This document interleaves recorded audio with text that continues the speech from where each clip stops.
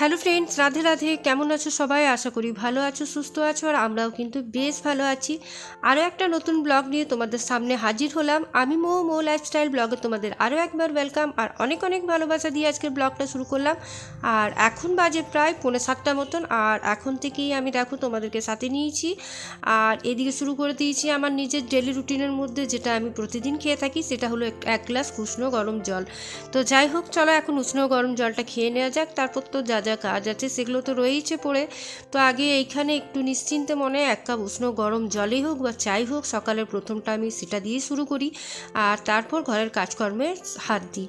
আর এখন এদিকে চলে এসছে যে দুধ দিয়ে যায় যে দাদা, সে দিয়ে চলে গেছে। তো যাই হোক, এখন ভাবলাম যখন আজকে সকাল সকাল দুধটা দিয়েইছে, তো তার আগে আমি একটু ভাবলাম যে দুধটা জাল দিয়ে দিই, তাহলে আমার একটা কাজ হয়ে থাকবে, তাই না? তারপর তো চা খাবোই, দাদা ভাইয়ের টিফিন আছে, নানা রকম কাজকর্ম। আর এদিকে কি হয়েছে বলো তো, আজ তো কয়েকদিন ধরে বললামই যে আমার যে কাজের দিদি সে তো এখন ছুটিতে আছে, সে আসছে না।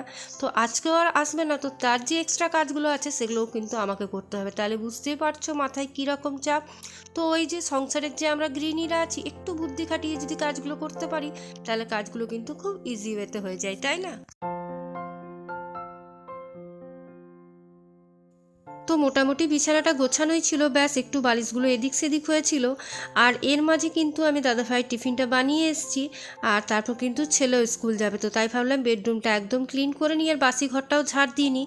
তো সেই কাজগুলো আমার মোটামুটি কিন্তু হয়ে গেছে, বাস ডাস্টিং ক্লিনিংয়ের কাজগুলোই বাকি আছে। আর তারপর ঘরটা ঝাড় দিয়ে মুছে নেব, যেহেতু দিদি আসবেন। আর বাসি ঘরটা আমি নিজেই ঝাড় দিয়ে থাকি, তবে দিদি আসার পর আরেকবার ঘরটা ঝাড় দিয়ে মুছে ভালো করে।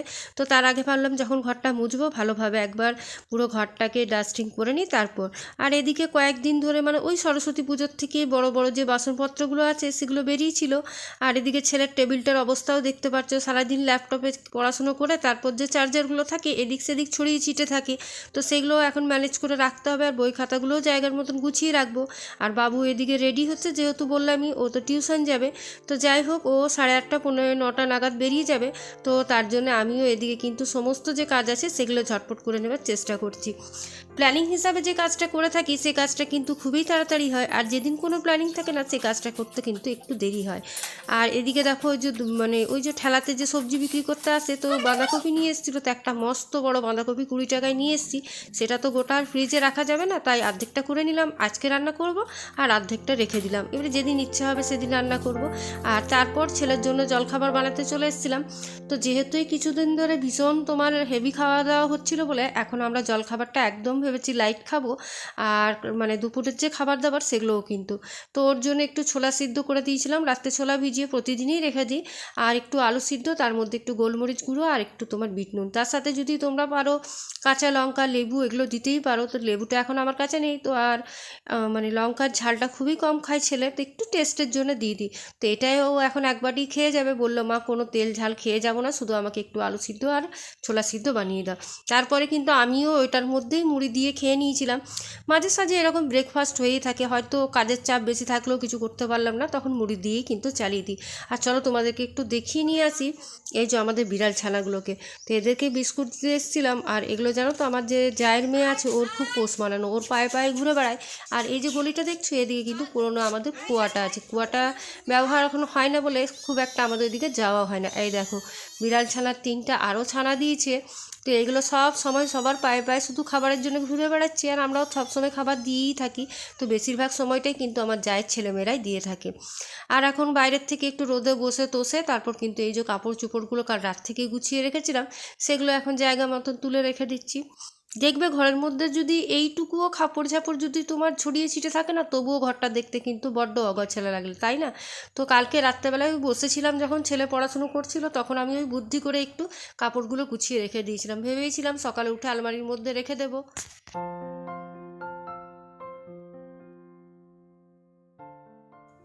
আর এদিকে মোটামুটি কিন্তু আমার ঘরের সমস্ত কাজ কমপ্লিট হয়ে গেছে। ঝাড় দেওয়াটা তোমাদের সাথে শেয়ার করলাম না, আর কিছু বাসন ছিল সেগুলোও কিন্তু ধুয়ে নিয়েছি।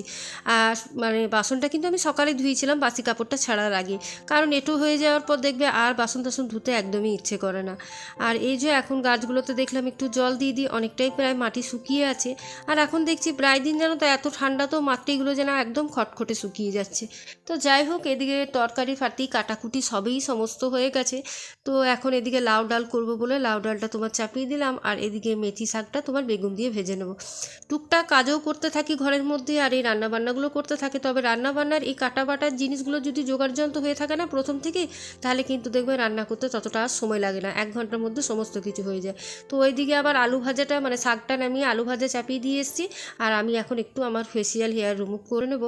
মানে প্রায় সপ্তাহে আমি একদিন করেই থাকি, তো খুব একটা হয় না, তবুও করে নিই। ইচ্ছে করে মানে অভ্যেসে দাঁড়িয়ে গেছে তাই করা। তো তার আগে একটু ভালো করে মানে ওই নারকেল তেল দিয়ে ভালোভাবে কিন্তু ম্যাসাজ করে নিলাম। আর এদিকে দেখো আলমারি টালমারি সব খুলে রেখে দিয়েছি। তো যাই হোক, এখন এই যে হেয়ারগুলো রিমুভ করছি। আর এটা এমন অভ্যেসে দাঁড়িয়ে গেছে, সপ্তাহে একদিন যদি না করি না মনটা ভীষণ খুঁতখুত করে। তো দেখো মোটামুটি একটু হেয়ার হয়েইছে, বুঝতেই পারছো তোমরা। আর তারপর কিন্তু ফেস ওয়াশ দিয়ে মুখটা ভালোভাবে ধুয়ে নিয়েছি। আর এখন একটা তোমার মাস্ক লাগিয়ে নেবো। তো যে কোনো জিনিস ইউজ করতে পারো তোমরা, মুলতানি মাটিও লাগাতে পারো, পিল অফ মাস্কও লাগাতে পারো, যেটা ইচ্ছা। তো আমি পিল অফ মাস্কটাই লাগালাম, গুড ভাইবসেরটা লাগাই, ওটা শেষ হয়েছে, তো এখন এবার ইউথেরটা লাগিয়েছি। এদিকে আলু ভাজাটাও কিন্তু আমার হয়েই এসছে প্রায়।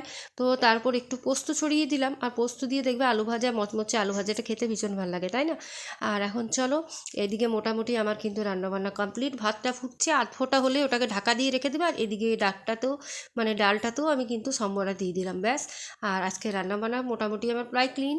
আর এদিকে স্নান করতে যাব, গিজারটাও অন করে এসেছি, তো তাই ভাবলাম বাঁধাকপিটা চাপিয়ে দিই, তারপর স্নান করতে যাব। তো ব্যাস, বাঁধাকপিটা হয়ে গেলে কিন্তু আজকে আমার একদম টোটালি রান্নাবান্না কমপ্লিট। আর ওই যে আজকে লাউ ডাল করেছি, আমি না ডাল আবার চুমুক দিয়ে খেতে ভীষণ ভালোবাসি, তাই একটু ভাবলাম স্নান করতে যাওয়ার আগে বাঁধাকপিটা চাপিয়ে আমি একটু ডালটা খেয়ে নিই।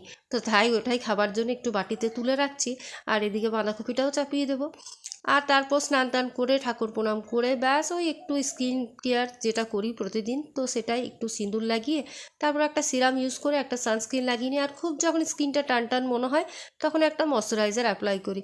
আর তাছাড়া ময়শ্চারাইজারটা আমি সকালেই লাগিয়ে নিই, ওই মুখটা ধুয়ে তারপর সানস্ক্রিন আর ময়শ্চারাইজার একসাথেই অ্যাপ্লাই করে নিই। সেটাও অনেকটাই কাজে দেয়, তাই না?